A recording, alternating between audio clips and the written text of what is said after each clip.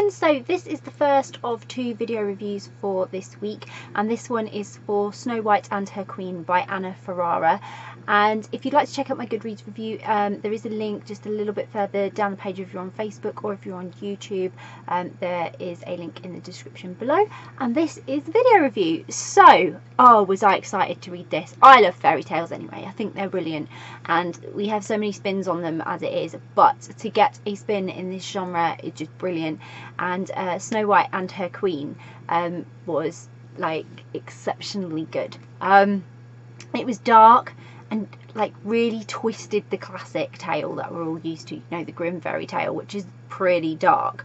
But Anna did a great job of taking it and transforming it into a quirky and fun, highly dramatic sort of adaptation of what we know as a classic story of a princess and an evil queen, and turning it into a love story basically.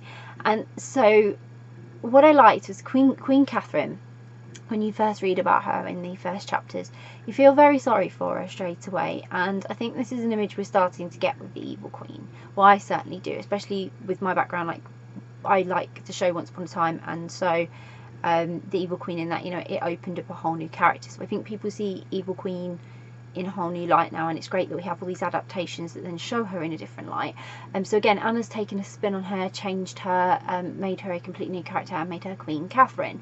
So everyone thinks she's heartless and ruthless and evil, and she's just misunderstood, and you can tell right from that very first chapter she's having a really hard life, and that, you know, how she's not mad, how she's not completely mad, I'll never know.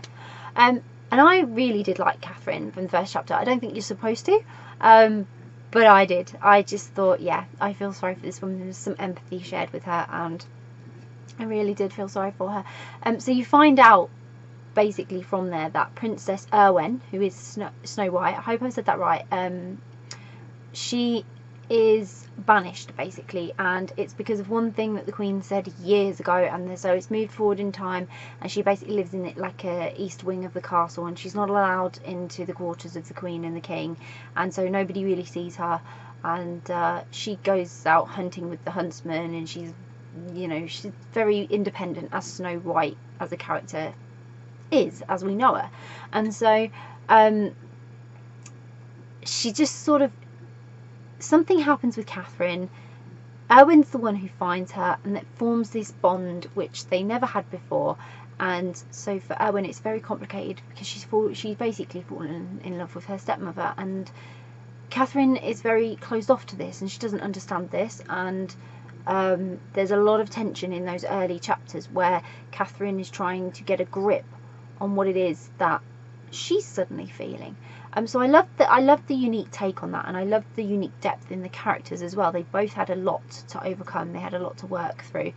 And so the best thing about this really though was just how Anna had taken the tale, completely flipped it on its head, and given every character this uniqueness. Even the dwarves, she put in uniqueness, the huntsman completely different, you know, and it was just the whole cast of characters have this little quirk, and it was very the language used was oldie-woldy but modern, and it just worked. It worked so well. It was sort of put together like they spoke like they would do in the good old days, but they had some of the language was quite modern, and it really suited. It just really suited the whole sort of dialogue in the book, and gave it that humorous quirk that really brought it to life and brought all the magic off the pages. And it was just it was a really exciting read for a forbidden romance. I thoroughly enjoyed it, and I was really hooked on every word. So I really hope there will be more,